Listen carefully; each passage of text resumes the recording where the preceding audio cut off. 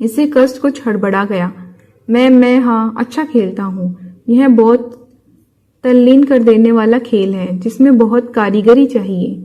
ओ, उसमें बहुत कारीगरी है, बहुत कारीगरी। हम शहर में दोपहर के खाने के समय बहुत खेलते थे।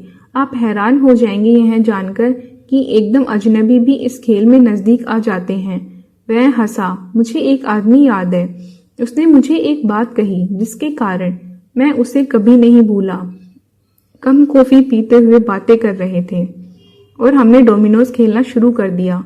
20 मिनट बाद मुझे लगने लगा जैसे मैं उस आदमी को जीवन भर से जानता हूँ। उसने तुम्हें क्या बताया? कष्ट के चेहरे पर बदली सी छा गई। उसने मुझे परेशान कर दिया बुरी तरह। वह हाथ में किस्मत लिखी होने की बात कर रहा था। उसने मुझे अपना हाथ दिखाया और वे लकीरें दिखाई जो बताती थी कि वह 2 बार डूबता डूबता बचा। तब उसने मेरा हाथ देखा और कुछ हैरान कर देने वाली बातें बताया कि मैं मरने से पहले इंग्लैंड के सबसे मशहूर लोगों में से एक होऊंगा। बताया कि पूरा देश मेरी बात करेगा। मगर उसने कहा, कष्ट रोने लगा, हकलाया। कहो। पायरो की नजर में एक चुंबकीय खिंचाव था। कष्ट ने एक सम्मोहित खरगोश की तरह उसकी ओर देखा, फिर परे देखा और फिर दोबारा उसकी तरफ। उसने कहा कि लगता है जैसे मेरी मृत्यु हिंसा से होगी। वह हंसा और बोला, ऐसा लगता है जैसे तुम फांसी के तख्ते पर मरोगे। और वह फिर हंसा और बोला कि यह सिर्फ एक मजाक था। अचानक वह चुप हो गया। उसकी आंखें पायरो के चेहरे से हट गई। वह इधर से उधर दौड़ने लगी। मेरे सिर में बहुत तकलीफ है। दर्द कभी कभी बहुत भयानक होता है और ऐसे लम्हे भी होते हैं जब मुझे पता नहीं होता। वह रोने लगा। पायरो आगे की ओर झुका। वह धीरे से मगर पूरे निश्चय से बोला, मगर तुम जानते हो ना कि तुमने हत्याएं की हैं? कष्ट ने ऊपर देखा। उसकी नजर सीधी और स्पष्ट थी। विरोध करने का भाव जा चुका था। वह अजीब ढंग से शांत लग रहा था। हाँ, वह बोला, मैं जानता हूँ, लेकिन तुम यह नहीं जानते कि तुमने हत्याएं क्यों की। मैं ठीक हूं ना? कष्ट ने इनकार में सिर हिलाया। नहीं, वह बोला, मैं नहीं जानता। चैप्टर 34 पायरो की व्याख्या। हम सब पायरो का अंतिम स्पष्टीकरण सुनने के लिए सतर्क बैठे थे। पूरा समय मैं इस केस के क्यों को लेकर सोच में था। उस दिन हेस्टिंग्स ने मुझसे कहा कि केस खत्म हो गया था। मैंने जवाब दिया कि केस वह आदमी था। रहस्य हत्याओं का नहीं बल्कि एबीसी का रहस्य था। उसने यह हत्याएं करना क्यों जरूरी समझा? उसने मुझे अपने विरोधी के रूप में क्यों चुना? यह कहना कोई जवाब नहीं कि वह आदमी मानसिक रूप से हिला हुआ था। यह कहना कि एक व्यक्ति पागलपन वाली बातें इसलिए करता है क्योंकि वह पागल है, बेवकूफ है। एक पागल अपनी गतिविधियों में उतना ही समझदार होता है जितना एक आम आदमी, सिवाय उसके किसी भी एक चीज की तरफ विशेष झुकाव के। उदाहरण के लिए, अगर कोई आदमी बाहर जाकर सिर्फ लुंगी पहनकर ही आलती पालती मारकर बैठने पर तुल जाए तो उसका व्यवहार बेहद विचित्र या सनकी लगता है। लेकिन अगर आप एक बार यह समझ जाएं कि उसको अपने महात्मा गांधी होने का पूरा यकीन है तो उसका व्यवहार बिल्कुल उचित और तर्कसंगत लगने लगता है। इस केस में आवश्यकता थी एक ऐसे दिमाग के बारे में सोचना जिसके अनुसार 4 या अधिक हत्याएं करना और हरक्यूल पायरो को खत लिखकर उनकी सूचना दे देना उचित और तर्कसंगत है। मेरा मित्र हेस्टिंग्स आपको बताएगा कि जिस घड़ी मुझे पहला खत मिला था मैं तभी से परेशान हो गया था। मुझे उसी वक्त लगा कि खत में कुछ था जो बहुत गलत था। आप सही थे, फ्रैंकलिन क्लार्क शुष्क आवाज में बोला। हाँ, मगर शुरुआत में ही मैंने एक संगीन गलती की। मैंने खत को लेकर अपनी भावनाओं को एक विचार के स्तर पर ही रहने दिया। मैंने उसे ऐसे लिया जैसे वह सहज बोध, इंट्यूशन था। एक संतुलित तार्किक मन में सहज बोध जैसी कोई चीज नहीं होती। प्रेरित अनुमान। बेशक आप अनुमान लगा सकते हैं और अनुमान सही भी हो सकता है और गलत भी। अगर वह सही होता है तो आप उसे सहज बोध करते हैं। अगर वह गलत हो जाए तो आप दोबारा उसकी चर्चा नहीं करते। मगर जिसे हम आमतौर पर इंट्यूशन कहते हैं वह वास्तव में एक विचार होता है, तर्क संगत निष्कर्ष और अनुभव पर आधारित। जब किसी विशेषज्ञ को लगता है कि किसी चित्र या फर्नीचर या चेक पर हस्ताक्षर में कुछ गलत है तो उसकी वह भावना कई सारे संकेतों और बारीकियों पर आधारित होती है। उसे उनमें जाने की जरूरत नहीं होती, उसका अनुभव ही उसे साफ साफ बता देता है कि कुछ गलत है। यह अटकल नहीं है बल्कि अनुभव पर आधारित विचार है। अरे मैं मानता हूं कि मैंने उस पहले खत को उस तरह नहीं लिया जैसे लेना चाहिए था। उसने मुझे बहुत परेशान किया। पुलिस ने उसे एक झांसा समझा। मैंने खुद उसे गंभीरता से लिया। मुझे यकीन था कि जैसा लिखा गया था एंडोवर में जरूर एक हत्या होगी, और आप जानते हैं कि हत्या हुई। मुझे भली भांति एहसास हो गया कि उस वक्त ऐसा कोई संकेत नहीं था जिससे पता लग सके कि जुल्म करने वाला इंसान कौन था। मेरे लिए सिर्फ एक ही रास्ता खुला था, यह समझने की कोशिश करना कि किस प्रकार का आदमी यह काम कर सकता था। कुछ संकेत तो मिले थे, खत, हत्या करने का तरीका, मारा जाने वाला व्यक्ति। मुझे बस हत्या का कारण पता लगाना था और खत का प्रयोजन भी। प्रचार, क्लार्क ने सुझाव दिया। हीनता ग्रंथि भी हो सकती है, थोड़ा ग्रे ने जोड़ा। यह सीधा सरल रास्ता तो लिया ही जा सकता है, मगर मैं क्यों, हरक्यूल पायरो क्यों? स्कॉटलैंड यार्ड को खत भेजकर ज्यादा मशहूरी पाई जा सकती थी, किसी अखबार को भेजकर और भी ज्यादा। अखबार खत को नैब में छापता तो भी दूसरा कत्ल हो जाने तक एबीसी को जितनी मशहूरी अखबारों से मिल सकती थी वह मिल जाती। तो फिर हरक्यूल पायरो क्यों? क्या इसका कोई व्यक्तिगत कारण था? खत में विदेशियों के खिलाफ एक हल्का सा पूर्वाग्रह देखा जा सकता था, मगर इतना नहीं कि मुझे तसल्ली हो सके। फिर दूसरा पत्र आया और उसके शीघ्र बाद बैक्सहील में बेटी बर्नट का खून हो गया। अब तो साफ हो गया, जैसा मुझे पहले से ही शक था, कि खून वर्णमाला के आधार पर होंगे। मगर इस बात ने भी मेरे मन में जो सवाल था उसे वैसा का वैसा ही रखा। एबीसी को यह खून करने की क्या जरूरत थी? मैगन बर्नट अपनी कुर्सी में हिली। क्या खून पीने की लालसा जैसी कोई चीज नहीं होती? उसने कहा। पायरो उसकी तरफ मुड़ा। आप सही कह रही हैं मैडम, ऐसी चीज होती है, खून करने की लालसा, मगर इस मामले में वह पूरी तरह लागू नहीं होती थी। एक पागल कातिल जो खून का प्यासा है वह आमतौर पर ज्यादा से ज्यादा जितने लोगों को मार सके मारना चाहता है। यह बार बार होने वाली प्रबल इच्छा है। ऐसे खूनी का सबसे पहला काम होता है अपने निशान छुपाते चलना, उनका प्रचार करना नहीं। अगर हम चुने गए चारों शिकारों को देखें, कम से कम 3 को, क्योंकि मैं मिस्टर डाउन्स या मिस्टर आनफील्ड के बारे में बहुत कम जानता हूँ, तो हम पाते हैं कि अगर वह चाहता तो उन्हें बिना कोई शक जगाए मार सकता था। French Esser, Donald Fraser, Megan Bernt, शायद मिस्टर क्लार्क भी। यह वे लोग थे जिन पर पुलिस शक करती, चाहे उन्हें सबूत नहीं भी मिलते। एक अनजान पागल हत्यारे की ओर ध्यान भी नहीं जाता। तो फिर हत्यारे को अपनी ओर ध्यान खींचने की जरूरत क्यों महसूस हुई? क्या हर एक लाश पर एबीसी गाइड छोड़ना एक मजबूरी थी? क्या यही लाचारी थी? क्या उसके मन में रेलवे गाइड को लेकर कोई गांठ थी? इस बिंदु तक मुझे हत्यारे के मन में झांकने का ख्याल भी नहीं आया। निश्चय ही यह बड़प्पन तो नहीं था, या किसी बेगुनाह पर अपराध की जिम्मेदारी मत देने का डर। हालांकि मैं मूल प्रश्न का उत्तर तो नहीं दे सकता था। मुझे यह जरूर लगा कि मैं हत्यारे के बारे में कुछ बातें समझ रहा हूँ। जैसे कि? फ्रेजर ने पूछा। सबसे पहले यह कि उसका दिमाग सुनियोजित ढंग से चलने वाला था। उसके अपराध वर्णमाला के हिसाब से हो रहे थे। जाहिर था यह उसके लिए महत्वपूर्ण था। दूसरी ओर उसको कोई खास तरह के शिकारों में दिलचस्पी नहीं थी। मिसेस एसर, सर कारमाइकल क्लार्क, यह सब एक दूसरे से बहुत अलग थे। लिंग को लेकर भी कोई ग्रंथि नहीं थी, न ही आयु को लेकर, और यह मुझे बहुत अजीब लगा। अगर कोई आदमी इस तरह अंधाधुंध खून करता है तो अक्सर वह इसलिए कि हर उस इंसान को मिटा देता है जो उसके रास्ते में रुकावट हो या किसी तरह उसे नाराज करे। मगर वर्णमाला के आधार पर आगे बढ़ना दिखाता है कि यहाँ ऐसा नहीं था। दूसरी तरह का कातिल एक खास प्रकार के शिकार चुनता है, ज्यादातर विपरीत लिंग के। एबीसी के तरीके में कुछ था जो इत्तेफाकिया था, जो मुझे वर्णमाला के अनुसार चुनाव के उल्टा लगता था। इससे मैंने एक छोटा सा अनुमान लगाया। एबीसी गाइड के चुनाव ने मुझे रेलवे के बारे में सोचने वाले का ध्यान दिलाया। यह औरतों की बनिस्बत मर्दों में अधिक पाया जाता है, लड़कियों के मुकाबले में लड़के गाड़ियों को अधिक पसंद करते हैं। यह एक तरह से कम विकसित दिमाग का इशारा भी हो सकता था। तब भी इसमें लड़के का मूल भाव हावी था। बेटी बर्नर्ड की मृत्यु और उसके मरने के ढंग ने मुझे कुछ और संकेत दिए। उसके मरने का ढंग तो विशेष रूप से माफी चाहता हूँ मिस्टर फ्रेजर।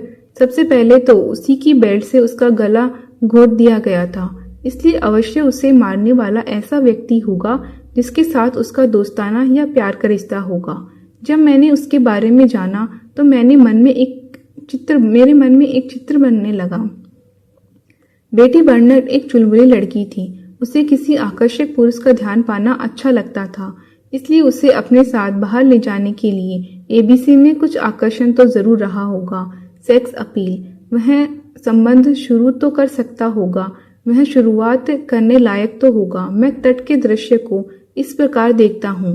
पुरुष बेटी की बेल्ट की तारीफ करता है, वह उसे उतार लेती है। पुरुष उसे चंचल अंदाज में उसकी गर्दन के आसपास लपेट देता है और शायद कहता है, मैं तुम्हारा गला घोट दूंगा। यह सब खेल खेल में होता है। वह हंसती है और वह बेल्ट खींच देता है। डोनाल्ड फ्रेजर उठ खड़ा हुआ। वह क्रोधित हो उठा। मिस्टर पायरो, भगवान के लिए। पायरो ने हाथ से इशारा किया। बस खत्म हो गया, मुझे और कुछ नहीं कहना। खत्म हो गया। अब हम अगली हत्या की ओर बढ़ते हैं। सर कारमाइकल की हत्या। यहाँ खूनी अपने पहले तरीके को ही दोहराता है। सिर पर वार, वही वर्णमाला ग्रंथि। मगर मुझे एक बात परेशान करती है। एक सा ढंग अपनाने के लिए हत्यारे को शहर भी किसी विशेष क्रम से चुनने चाहिए थे। अगर एंडोवर सूची में ए अक्षर से शुरू होने वाला 155वां नाम है, तो फिर बी अक्षर वाला 156वां होना चाहिए था और सी वाला 157वां। यहाँ शहर भी काफी बेतरतीब ढंग से चुने गए थे। कहीं इसलिए तो नहीं कि इस मामले में तुम्हें खुद पूर्वाग्रह है, मैंने सुझाया। आमतौर पर तुम खुद सलीके और नियम से काम करने वाले हो। तुम्हें यह बीमारी है। नहीं, यह बीमारी नहीं है। क्या ख्याल है, लेकिन हो सकता है। मैं इस बात पर ज्यादा जोर डाल रहा हूँ। चलो आगे बढ़े। चेस्टन अपराध ने मेरी ज्यादा मदद नहीं की, क्योंकि इसका ऐलान करने वाला खत भटक गया था। कोई तैयारी नहीं की जा सकी। मगर जब तक डी अपराध की घोषणा हुई, बचाव का एक दुर्जय तरीका तैयार हो चुका था। यह स्पष्ट हो गया होगा कि एबीसी अब बहुत देर तक अपराध करके भाग नहीं सकेगा। यह नहीं, इसी बिंदु पर आकर मोज़ो का सुराग मेरे जहन में आया। यह तो स्पष्ट था कि हर बार घटना स्थल पर मोजे बेचने वाले एक आदमी का होना संयोग नहीं हो सकता, इसलिए मोजे बेचने वाला ही हत्यारा होगा। मैं मानता हूँ कि मिस ग्रे द्वारा दिया गया हुलिया मेरे मन में बनी मिस बर्नर्ड का गला घोटने वाले आदमी की तस्वीर से मेल नहीं खाता था। अगले चरण में जल्दी पार करूंगा। चौथा खून हो गया। जॉर्ज एयरफील्ड नाम के एक व्यक्ति का खून। माना गया कि यह डाउंज नाम के व्यक्ति की जगह गलती से हो गया था, जिसकी कदकाठी लगभग वैसी ही थी जैसे सिनेमा घर में उसके साथ बैठे व्यक्ति की। और अब आखिरकार ज्वार में बदलाव आ ही गया। घटनाएं एबीसी के अनुसार होने की बजाय उसके विपरीत होने लगी। वह पहचान लिया गया, उसका पीछा किया गया और अंत में वह पकड़ा गया। जैसा कि हेस्टिंग्स कहता है, केस खत्म हो गया। जहां तक आम लोगों की बात है, यह सही है। अपराधी जेल में है और जल्द ही ब्रॉडम्यूर भी पहुंच जाएगा। अब और खून नहीं होंगे, बस अंत विराम। लेकिन मेरे लिए नहीं। मैं कुछ नहीं जानता, बिल्कुल कुछ नहीं। न तो कारण न क्यों। एक और छोटी सी परेशान करने वाली बात, कस्ट नाम के आदमी के पास बैक्सील हत्या वाले दिन की एलिबाई किसी और जगह होने का बहाना है।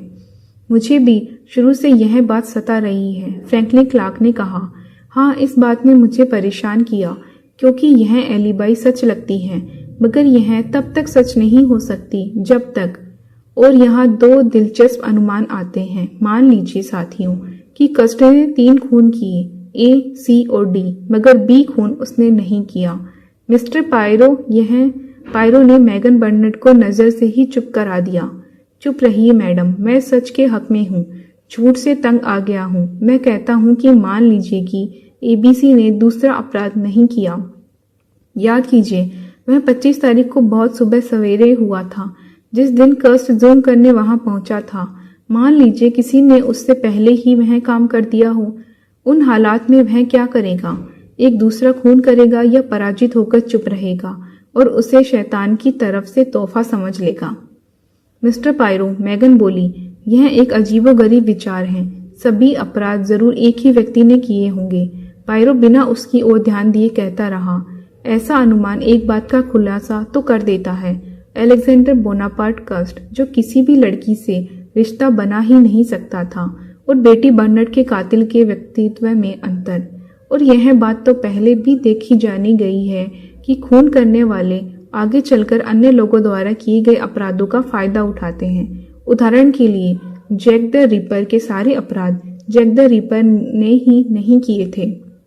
यहाँ तक तो ठीक है, लेकिन उसके बाद मुझे एक असली दिक्कत आई। बर्नर्ड हत्या के समय तक एबीसी हत्याओं के बारे में कोई जानकारी आम नहीं की गई थी। एंडोवर हत्या ने लोगों में दिलचस्पी नहीं जगाई थी। खुली पाई गई रेलवे गाइड के बारे में अखबारों में जिक्र तक नहीं था। इसलिए नतीजा यह निकला कि बेटी बर्नर्ड को जिसने भी मारा, उसकी पहुंच उन बातों तक थी जो सिर्फ चंद लोगों को ही मालूम थी। मैं पुलिस और मिसेस एसर के कुछ रिश्तेदार और पड़ोसी। इस खोज में मेरे आगे जैसे एक दीवार खड़ी कर दी। पायरो की तरफ देखने वाले चेहरे भी दीवार की तरफ बहावीन थे। डोनाल्ड फ्रेजर ने सोचते हुए कहा, पुलिस वाले भी आखिर इंसान होते हैं और उनमें आकर्षक आदमी भी होते हैं। पायरो की तरफ सवालिया नजर से देखता हुआ वह चुप हो गया। पायरो ने होले से सिर हिलाया। नहीं, इससे भी आसान जवाब है। मैंने आपसे कहा था कि एक दूसरा अनुमान भी था। मान लो कि कस्ट बेटी बर्नर्ड के खून के लिए जिम्मेदार नहीं था। मान लो किसी और ने उसे मारा था। क्या वह कोई और बाकी हत्याओं के लिए भी जिम्मेदार हो सकता था?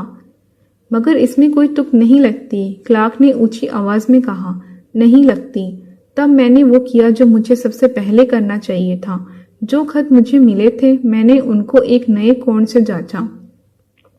मुझे शुरू से ही लग रहा था कि उनमें कुछ गलत था, ठीक वैसे ही जैसे किसी चित्र विशेषज्ञ को लगता है कि चित्र गलत है। मैंने बिना सोचे विचारे यह मान लिया था कि उनमें गलत यह था कि वह एक पागल द्वारा लिखे गए थे।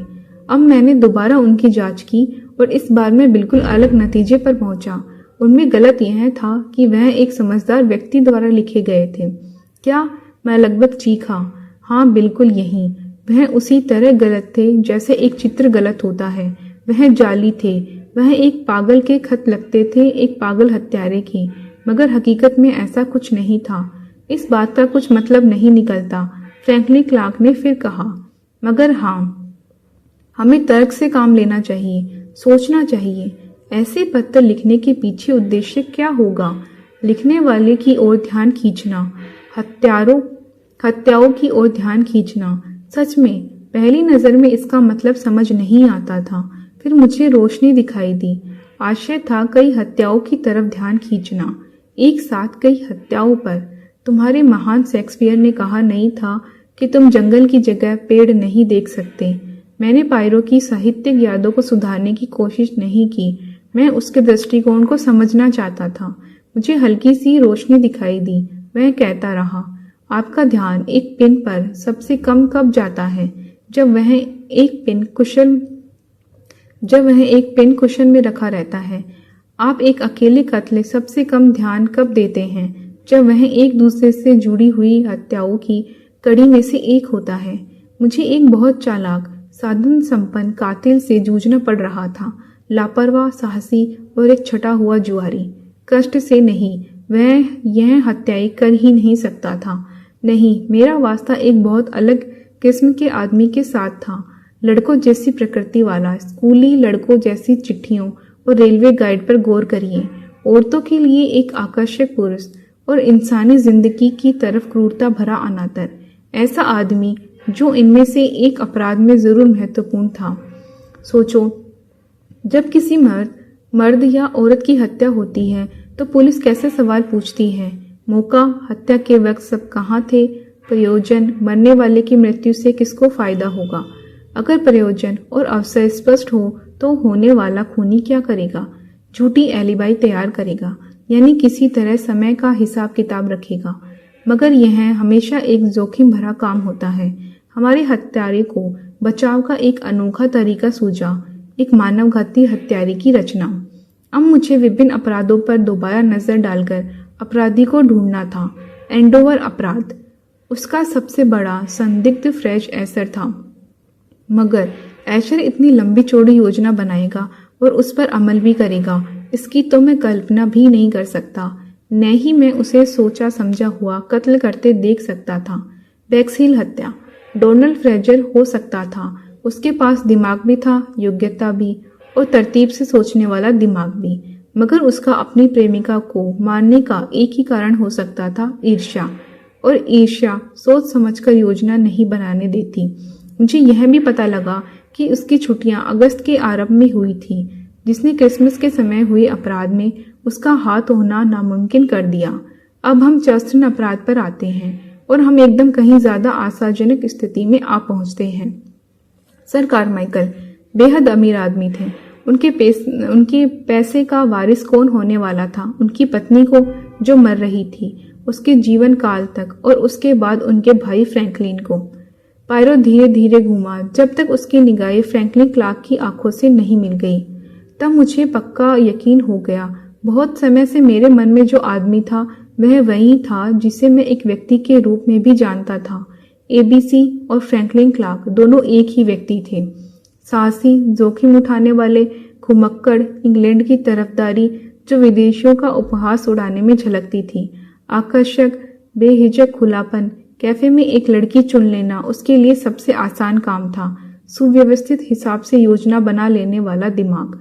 उसने एक दिन यहाँ एक सूची बनाई, एबीसी के शीर्षकों पर निशान लगाए और अंत में एक लड़के जैसे दिलवाला, जैसा कि लेडी क्लार्क ने बताया और उसके कथा साहित्य में दिलचस्पी से भी पता लगता है।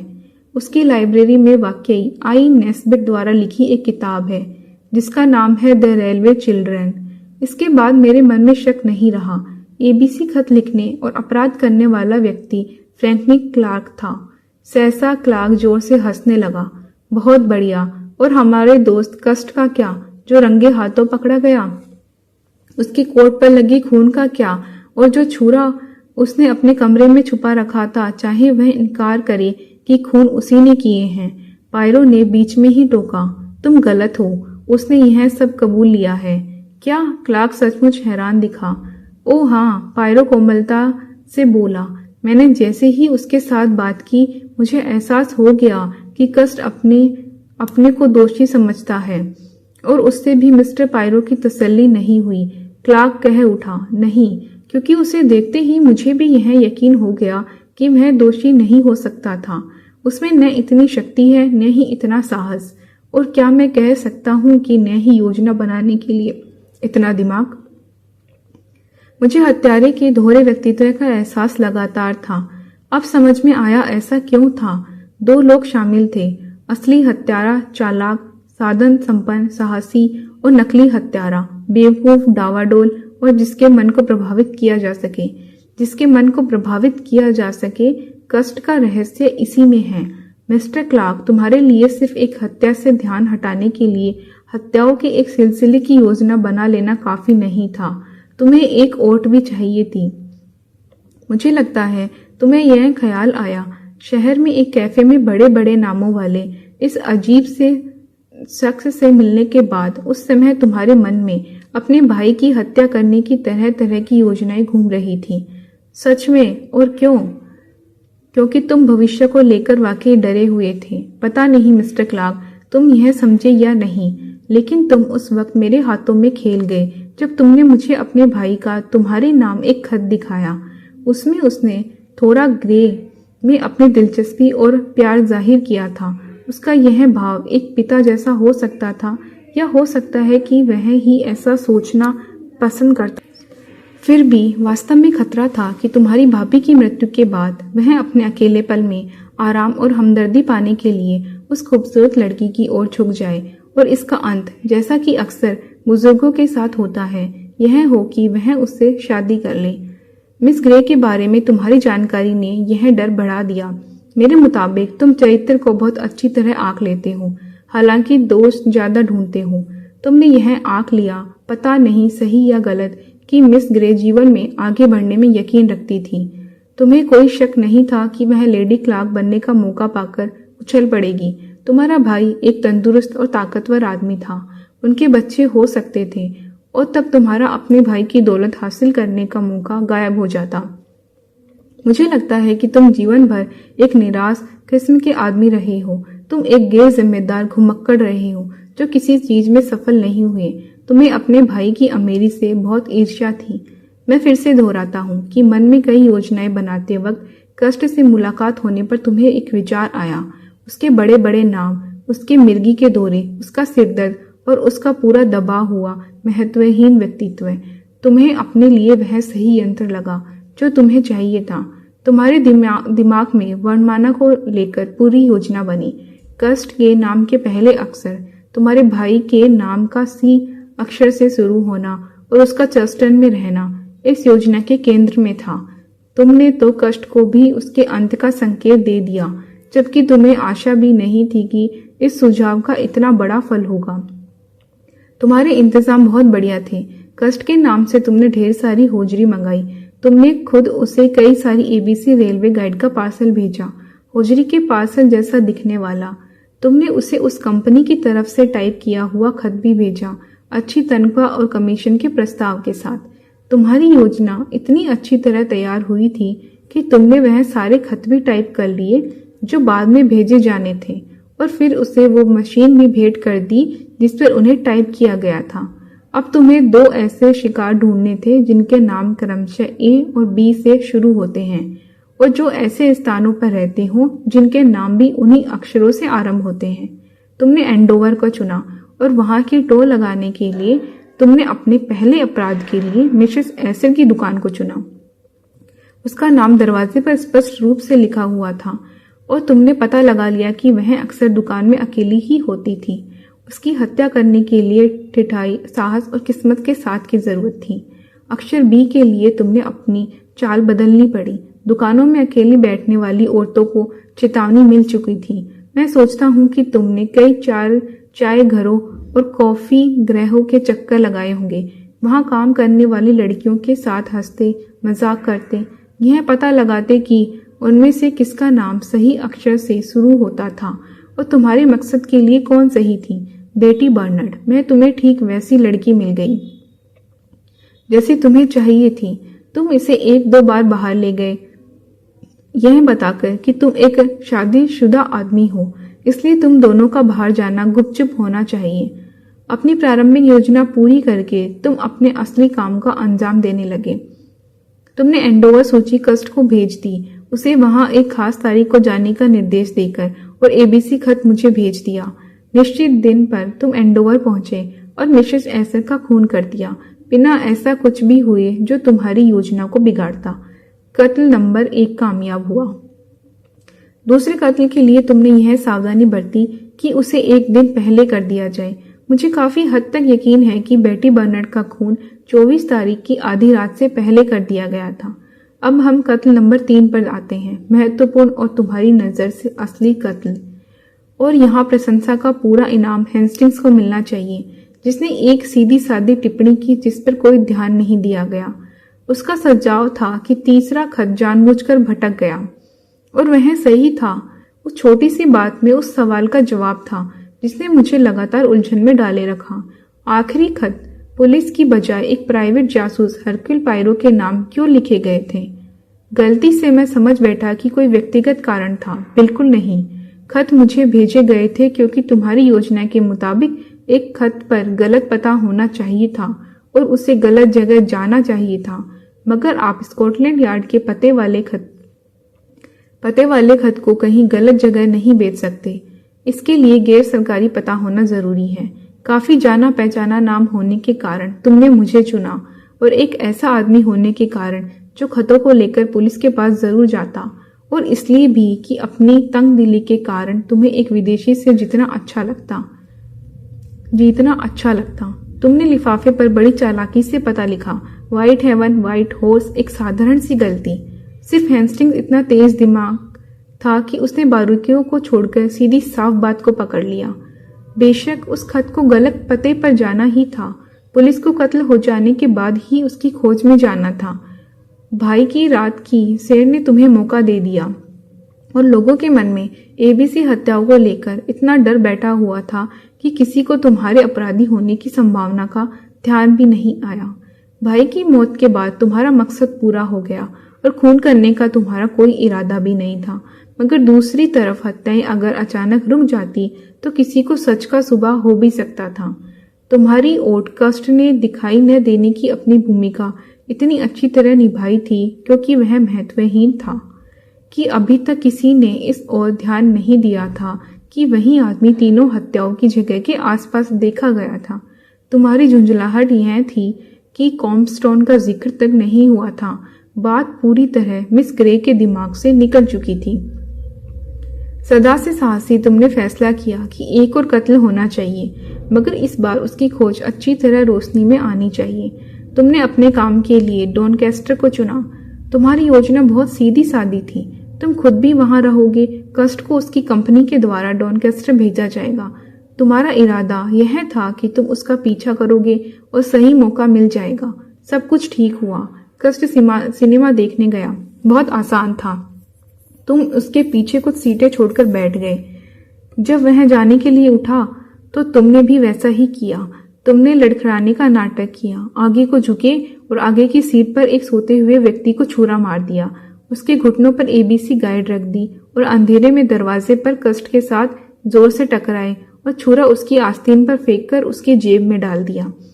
तुमने डी अक्षर से नाम शुरू होने वाले व्यक्ति को ढूंढने की बिल्कुल कोशिश नहीं की।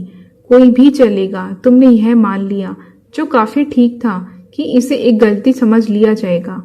दर्शकों में डी से नाम शुरू होने वाला कोई न कोई जरूर बहुत दूर नहीं बैठा होगा। यह मान लिया जाएगा कि असली शिकार वही था। दोस्तों, अब इस मामले को गलत एबीसी के नजरिए से देखते हैं, कस्ट के नजरिए से। एंडोवर अपराध उसके लिए कोई मतलब नहीं रखता। बेक्सिल हत्या ने उसे स्तब्ध कर दिया। वह लगभग उसी वक्त वहीं पर था। फिर हुआ चर्स्टन अपराध और आई अखबारों में सुर्खियां। एक अपराध एंडोवर में जब वह वहां था, एक अपराध बेक्सिल में और अब एक और नजदीक ही 3 अपराध, और वह उस वक्त उन तीनों जगह था। मिर्गी के मरीजों के लिए अक्सर कुछ ऐसे अंधेरे क्षण आते हैं जब उन्हें याद नहीं रहता उन्होंने क्या किया। याद रखो कि कष्ट एक बेहद घबराने वाला, नीम पागल और दूसरों के कहे में आ जाने वाला आदमी है, और तब उसे डॉनकेस्टर जाने का निर्देश मिलता है। डॉनकेस्टर और अगला एबीसी अपराध भी डॉनकेस्टर में होने वाला है। उसे जरूर यही लगा होगा कि यह किस्मत का खेल था। वह घबरा जाता है, सोचता है कि उसकी मकान मालकिन उसे शक से देख रही है और उसे कह देता है कि वह चेल्टनम जा रहा है। वह डॉनकेस्टर जाता है क्योंकि यह उसका फर्ज है। दोपहर को वह सिनेमा देखने जाता है। शायद 1-2 मिनट के लिए उसे झपकी आ जाती है। उसी मनोभावना की कल्पना करो जब अपनी सराय में वापस जाकर वह पाता है कि उसके कोट की आस्तीन पर खून है और जेब में खून के धब्बों वाला चाकू। उसके तमाम धुंधले पूर्वाभास एकदम सच हो उठते हैं। वह खुद हत्यारा है। उसे अपना सरदर्द याद आता है, याद न आने वाली खाली लम्हे। उसे सच का पक्का यकीन हो जाता है। वह अलेक्जेंडर बोनापार्ट कस्ट एक पागल हत्यारा है। इसके बाद से उसका व्यवहार एक शिकार किए जाने वाले जानवर के व्यवहार सा हो जाता है। वह वापस लंदन अपने मकान में जाता है। वहां वह सुरक्षित है, जाना पहचाना। सब समझते हैं वह चेल्टनम में था। चाकू अभी भी उसके पास है। एक बहुत बड़ी बेवकूफ़ी, वह उसे हॉल में रखे स्टैंड के पीछे छुपा देता है। इसके बाद एक दिन उसे चेतावनी मिलती है कि पुलिस आ रही है। अंत आ गया। उन्हें मालूम है शिकार किया जाने वाला जानवर आखिरी बार दौड़ता है। मैं नहीं जानता वह एंडोवर क्यों गया। मेरे ख्याल में एक विकृत इच्छा, उस जगह को जाकर देखने की जहां अपराध किया गया, अपराध जो उसने किया, चाहे उसे कुछ भी याद नहीं। उसके पास एक भी पैसा नहीं बचा। वह थका मांदा है। उसके पाँव उसे खुद ब खुद पुलिस थाने ले जाते हैं, मगर एक गिरा हुआ जानवर भी लड़ता है। कष्ट को यकीन था कि खून उसने ही किए थे, मगर फिर भी वह बेगुनाह होने की दलील पर अड़ जाता है और बौखलाहट में दूसरे खून के लिए अपनी एलिबाई पर भी अड़ जाता है। कम से कम वह उस पर नहीं थोपा जा सकता। जैसा कि मैंने कहा, उसे देखते ही मैं एकदम समझ गया कि वह खूनी नहीं था, और यह भी कि मेरे नाम का उसके लिए कोई मतलब नहीं था। मैं यह भी समझ गया कि वह अपने को खूनी समझता था। जब उसने मेरे सामने अपना जुर्म कबूल किया तो मुझे और भी अच्छी तरह समझ में आ गया कि मेरा अपना अनुमान ही सही था। आपका अनुमान, फ्रैंकलिन क्लार्क बोला, बेतुका है। पायरो ने नय में सिर हिलाया। नहीं मिस्टर क्लार्क, तुम तब तक सुरक्षित थे जब तक किसी को तुम पर शक नहीं होता। एक बार तुम पर शक हो गया तो सबूत जुटाने आसान थे। सबूत? हाँ, मैंने कॉम्स्टोन में एक अलमारी से वह लाठी बरामद कर ली जो तुमने एंडोवर और चेस्टन हत्याओं में इस्तेमाल की थी। मूठ वाली एक मामूली लाठी। लकड़ी के एक हिस्से को निकालकर उसमें पिघला हुआ सिक्का डाल दिया गया था। तुम्हारा चित्र दर्जनों चित्रों में से लोगों द्वारा पहचान लिया गया जिन्होंने तुम्हें उस समय सिनेमा घर से जाते देखा जिस समय तुम्हें डॉनकेस्टर में घोड़ों की रेस के मैदान में होना था। बैक्सहिल में तुम माइली हिगली और स्कारलेट रनर रोड हाउस में एक अन्य लड़की द्वारा पहचान लिए गए जहां तुम उस निर्णायक शाम बेटी बर्नर्ड को खाने के लिए ले गए थे। और अंत में तुम एक बहुत मामूली एहतियात पर ध्यान देने से चूक गए। तुमने कस्ट के टाइपराइटर पर अपनी उंगलियों के निशान छोड़ दिए। एक ऐसा टाइपराइटर जिसे तुम कभी हाथ नहीं लगा सकते थे अगर तुम बेगुनाह होते। कुछ पल के लिए क्लार्क बिल्कुल खामोश बैठा रहा, फिर बोला, लाल, अविवेकी याददाश्त में कमी। आप जीत गए मिस्टर पायरो, मगर यह सब कोशिश करने लायक था। अद्भुत तेजी से उसने अपनी जेब से एक पिस्तौल निकाली और अपने सिर पर तान ली। चिल्लाकर मैं पीछे हटा और धड़ाके की आवाज का इंतजार करने लगा, मगर कोई धड़ाके की आवाज नहीं आई। पिस्तौल के घोड़े ने बस धीमी सी आवाज की। क्लार्क ने हैरानी से पिस्तौल की ओर देखा और मुंह में ही गाली दी। नहीं मिस्टर क्लार्क, पायरो ने कहा, तुमने देखा होगा मैंने आज एक नया नौकर रखा है। मेरा एक दोस्त, एक उस्ताद उठाई गिरा। उसने तुम्हारी जेब से तुम्हारी पिस्तौल निकाल ली थी और उसमें से गोलियां निकालकर बिना तुम्हारे जाने उसे वापस भी रख दिया था। तुम ढीठ विदेशी, क्लार्क क्रोध में लाल होकर चिल्लाया। हाँ हाँ, तुम यही महसूस करते हो। नहीं मिस्टर क्लार्क, तुम्हारे लिए कोई आसान मौत नहीं होगी। तुमने कस्ट को बताया था कि तुम डूबते डूबते बचे थे। जानते हो इसका मतलब क्या है? यह कि तुम किसी और नियति के लिए बने हो। तुम शब्द उसका साथ छोड़ गए। उसका चेहरा क्रोध से नीला हो गया। उसकी मुठ्ठियां खतरनाक ढंग से भिजने लगी। साथ वाले कमरे में से स्कॉटलैंड यार्ड के 2 जासूस निकलकर आ गए। उसमें से एक क्रोम था। वह आगे बढ़ा और अपने आजमाए हुए शब्द बोला, मैं चेतावनी देता हूं कि जो भी तुम कहोगे वह सबूत के तौर पर इस्तेमाल किया जा सकता है। वह काफी कुछ कह चुका है, पायरो बोला और फिर क्लार्क से कहा, तुमने अपने को औरों से अलग और बेहतर समझने की भावना बहुत तेज है ना, मगर मैं तुम्हारे अपराध को किसी इंग्लैंड वासी का अपराध नहीं मानता। वह न बेबाक है न ही उचित खेल। चैप्टर 35 नाटक का अंत। मैं अफसोस के साथ कहता हूँ कि जैसे ही फ्रैंकलिन क्लार्क के जाते ही दरवाजा बंद हुआ, मैं उन्माद में हंसने लगा। पायरो ने हल्की सी हैरानी से मुझे देखा। इसलिए कि तुमने उससे कहा कि उसका अपराध उचित खेल नहीं था। मैं हाफा। यह सच था। उसका अपराध घृणित था। उसके भाई का खून उतना नहीं जितनी वह क्रूरता जिससे उसने एक जिंदा आदमी को जिंदा मौत के हवाले कर दिया। एक लोमड़ी को पकड़ो, उसे एक बक्से में बंद कर दो और कभी बाहर न जाने दो। यह एक खेल नहीं। मैगन बर्नर्ड ने एक गहरी सांस ली। मैं विश्वास नहीं कर सकती। क्या यह सच है? हाँ मैडम। डरावना सपना खत्म हो गया। मैगन ने उसकी ओर देखा और उसके चेहरे का रंग गहरा हो गया। पायरो फ्रेजर की तरफ मुड़ा। मैडम, मैगन लगातार इस बात से डरती रही कि दूसरा जुर्म कहीं तुमने न किया हो। डोनाल्ड फ्रेजर धीमे से बोला, एक बार मुझे भी ऐसा ही लगा था। अपने सपने की वजह से मैं थोड़ा सा उसके समीप खिसक आया। जैसे भरोसा दिलाते हुए आवाज धीमी कर ली, तुम्हारे सपने की व्याख्या बहुत आसान है।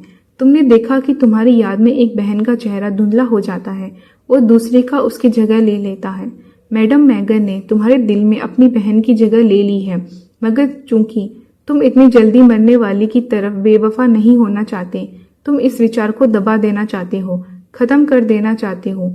सपने की व्याख्या यही है। फ्रेजर की आंखें मैगन की ओर उठी। भूलने से मत घबराओ, पायरो कोमलता से बोला। वह याद रखने लायक खास थी भी नहीं।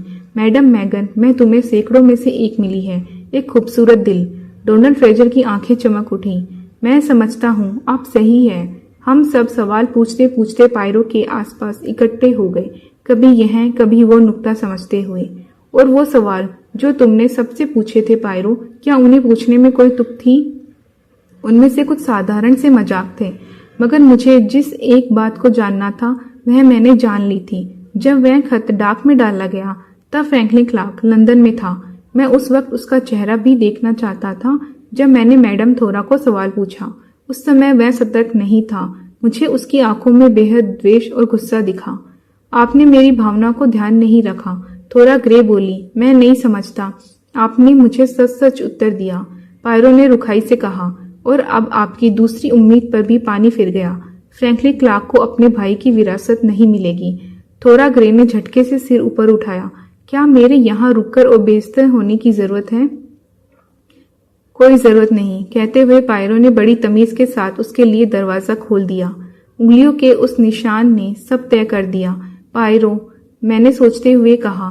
तुम्हारे उसका जिक्र करते ही क्लार्क एकदम बिखरने लगा। हाँ, उंगलियों के निशान बहुत काम के होते हैं। फिर सोचते हुए उसने जोड़ा, वैसे वह मैंने तुम्हें खुश करने के लिए जोड़ दिया था मेरे दोस्त। पायरो, मैं चिल्लाया, क्या वह सच नहीं था? जरा भी नहीं मेरे दोस्त, हरक्यूल पायरो ने जवाब दिया। मैं यह जरूर बताना चाहूंगा कि कुछ दिन बाद अलेक्जेंडर बोनापार्ट कस्ट हमें मिलने आया। जोर से पायरो का पूर्वक उसका शुक्रिया करने के बाद कस्ट सीधा खड़ा हो गया और बोला, जानते हैं, एक अखबार ने मुझे वाकई 100 पाउंड देने का प्रस्ताव रखा है। 100 पाउंड मेरे जीवन की रूपरेखा के लिए। मैं समझ नहीं पा रहा क्या करूं।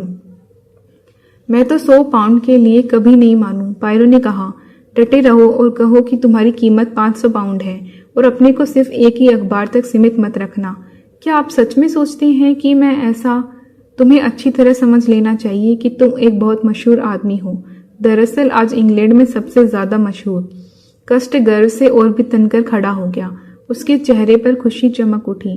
जानते हैं, मुझे लगता है कि आप सही हैं, मशहूर सारे अखबारों में। मैं आपकी सलाह लूंगा मिस्टर पायरो।